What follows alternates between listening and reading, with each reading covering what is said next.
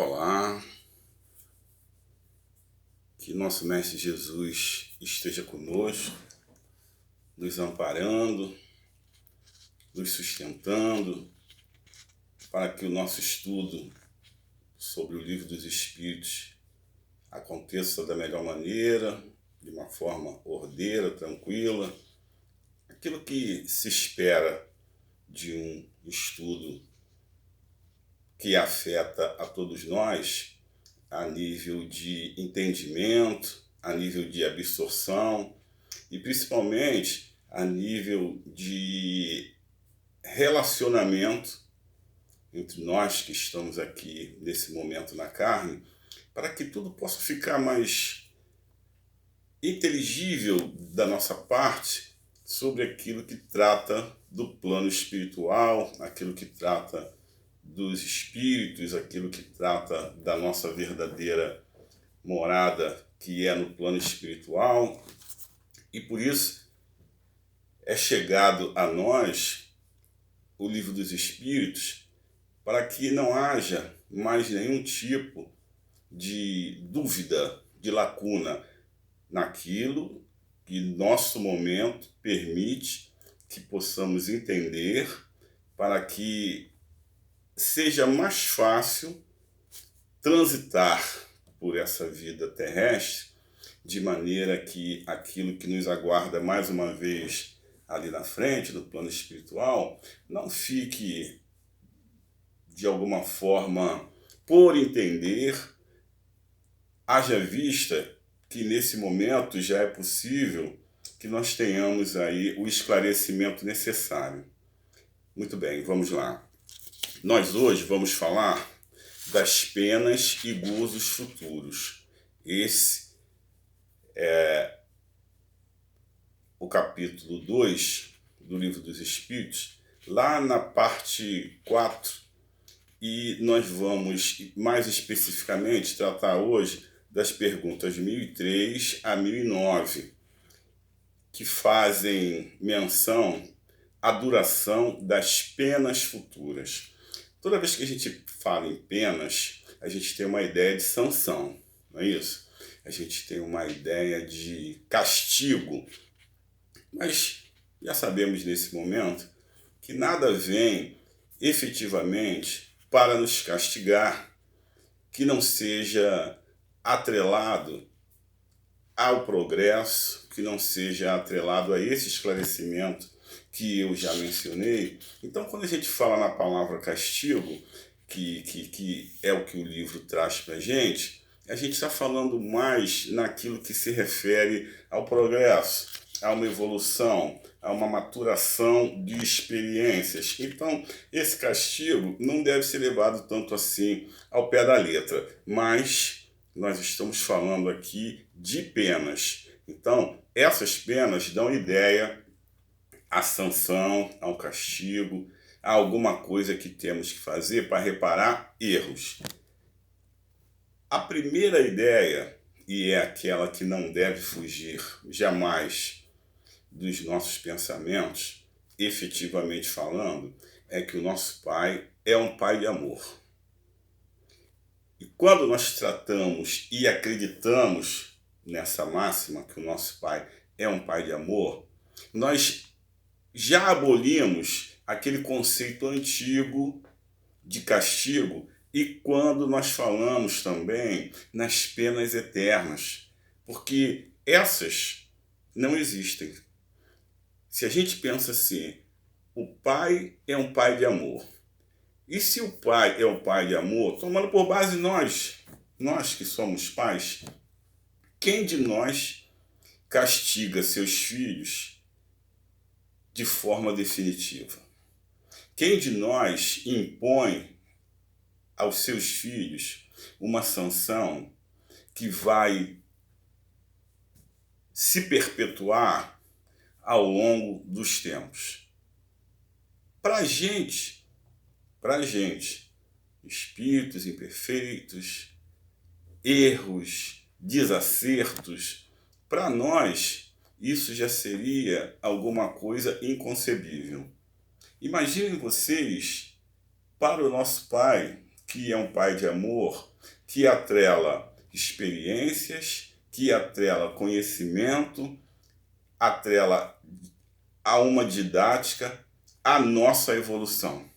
Ele passa para a gente aquilo que nos é necessário. Ele nos impõe aquilo que é necessário, mas sempre com vistas ao nosso aprimoramento, sempre com vistas ao nosso aperfeiçoamento. E dentro desse contexto, o que teríamos de proveitoso numa pena que fosse eterna, numa pena que fosse definitiva, num castigo que fosse definitivo? Nada de proveitoso haveria. E a lei de evolução, a lei de progresso, estaria sob questionamento. E mais ainda, poderíamos até avançar os nossos raciocínios e dizer assim, mas que pai de amor é esse? Que em determinado momento em que eu fracassei, em que eu fraquejei, em que eu errei, esse momento foi suficiente para fazer com que todo o meu futuro, espiritualmente falando, ficasse comprometido. Isso seria uma incoerência. E nos faria, inclusive, até desacreditar na máxima de que o nosso Pai é um Pai de amor. Porque o amor, ele está desassociado de uma questão punitiva vitalícia. Que amor é esse?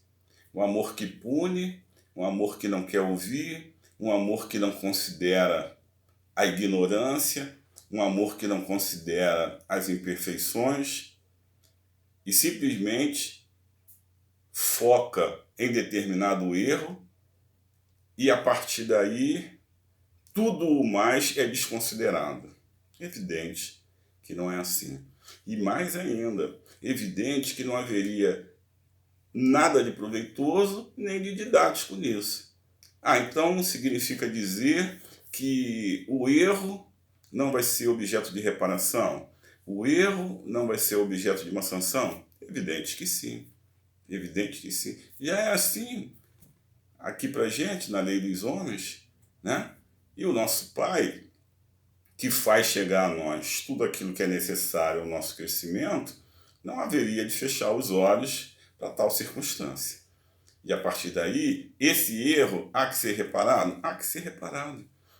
Há que ser reparado. Mas de que forma? De uma forma didática e de uma forma proveitosa. Essa forma que faz com que eu tenha entendimento sobre o erro praticado e faz com que esse entendimento seja proveitoso para a minha vida futura. E a partir daí, a duração dessas sanções vão se dar, primeiro, na medida em que eu queira, de fato, repará-las e que eu queira, de fato, estabelecer um novo rumo para que tudo à frente não seja mais objeto de erro. Isso aí a gente está falando do livre-arbítrio, percebam. Estamos falando do livre-arbítrio. É aquilo que eu tenho vontade de fazer, aquilo que eu quero fazer, consciente do erro praticado e consciente também que esse erro vai ser objeto de experiência para que no futuro as coisas se deem de uma outra forma. Então, qual seria a duração dessas penas? Aquele tempo necessário para que eu possa rever, aprender, apreender e praticar. Isso é a mesma coisa que deixar o erro sem qualquer tipo de sanção? Não, não, porque isso vai me causar um sofrimento. Até porque o tempo espiritual, a duração desse tempo espiritual não é a mesma duração que nós temos aqui enquanto encarnado. E até o tipo de sofrimento é outro. Quando estamos fora da carne, percebemos exatamente aquilo que o erro e aquilo que a sanção ou sofrimento significa. porque eu já sei que posso ser feliz, eu já sei que posso evitar o sofrimento. Então, na medida em que eu tenho essa compreensão, eu também tenho que suportar de uma forma diferente as consequências desse sofrimento e desse erro. Eu suporto de uma outra forma. E a espiritualidade traz para a gente que, inclusive, esse tempo se mostra mais longo. Por quê? Porque é um tempo de sofrimento, é como se fosse um sofrimento nu. É como se fosse um sofrimento em que eu não pudesse evitar, de qualquer forma, que ele se mostrasse da maneira mais pesarosa para mim enquanto espírito. Então, esse tempo se mostra diante de nós mais prolongado, mais prolongado. E é por isso que eu tenho que ter esse cuidado, primeiro, de entender que a reparação há que se dar. E segundo, que esse tempo desse sofrimento no plano espiritual, o tempo dessa sanção, esse tempo também depende de mim. A gente já sabe que quando a gente apressa os nossos passos, a gente chega mais rápido ao objetivo. Nós já sabemos disso. E quando eu quero, e quando eu tomo para mim a consciência de que o meu pai, que é um pai de amor, está me dando mais oportunidades, inclusive de me conscientizar sobre o erro praticado, a duração dessas penas vão ocorrer na medida da minha conscientização. Volto a repetir, espiritualmente falando. Então, vocês vejam que as perguntas que se seguem a 1003, que são inclusive de uma forma bem esclarecedora, respondidas pelo nosso querido São Luís, ele traz para a gente aquilo que é necessário para que a gente tome para cada um de nós individualmente tudo que é de informação a respeito da duração das penas, da forma como as penas são suportadas, da forma como podemos amenizá-las, da forma como podemos vivenciá-las, mas sempre de uma maneira proveitosa. Então, eu sei que esse arrependimento vai fazer com que eu caminhe mais rápido? Sim. Ah, mas eu conheço um espírito que é muito resistente. Eu conheço um espírito que é muito duro e ele não quer se redimir. Isso é possível? Não. Ele estaria em desalinho à lei do progresso. É possível ele retardar, pela prática do livre-arbítrio dele, é possível ele retardar esse processo evolutivo, esse processo de compreensão. Porque muitas das vezes ele até compreende, mas não quer. Ele simplesmente não quer. Ele ainda se sente à vontade ou tão materializado que ele não se permite que os passos dele sejam passos tão largos assim. Mas se manter estagnado por todo o tempo, por toda a eternidade, isso não é possível. Seria contrário à lei de progresso. E seria contrário também à lei de amor, que permite que todos nós possamos avançar de uma forma proveitosa e colaborativa. Então, ficaríamos em desalinho com as circunstâncias universais. E isso não é possível. Vocês já sabem que tudo tem a sua colocação proveitosa dentro desse processo criativo que o nosso Pai nos impõe. É a criação se dando e se aperfeiçoando sempre e todo o tempo. Já sabemos também que o nosso Pai, ele trabalha sempre e incessantemente. Então, leiam as perguntas que se seguem a 1003, que vão até a 1009, inclusive algumas colaborações preciosíssimas de espíritos como Platão, como Lamennais, como Santo Agostinho e São Luís, como eu já referi. E vamos ter em mente que essa duração das penas futuras, elas as penas, propriamente dito, elas vão terminar.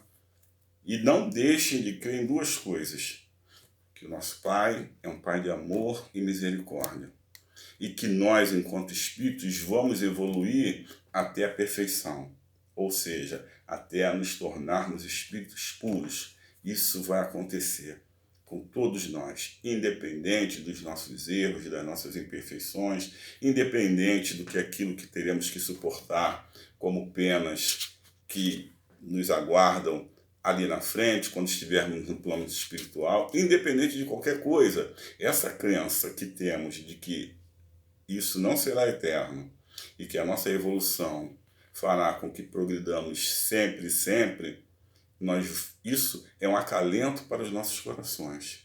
E isso vai fazer com que cada vez mais a gente abrace o nosso Pai, sejamos abraçados por Ele e sigamos o nosso caminho rumo à perfeição. Que fique claro, que não nos martirizemos, que aqueles erros praticados fiquem para trás, aquilo que tivermos que nos equilibrar com a lei, assim o será, mas quanto antes apressarmos os nossos passos, tendo por base que nada será definitivo e eterno do que se refere ao cumprimento dessas penas, isso já traz para a gente um acalento e faz com que a nossa compreensão e a crença do nosso Pai de amor cada vez mais se dê da melhor forma. Fiquem com Deus e que o nosso Mestre Jesus cada vez mais traga para a gente, através dos estudos que nos são proporcionados, o entendimento necessário para que possamos avançar rumo à perfeição. Fiquem em paz.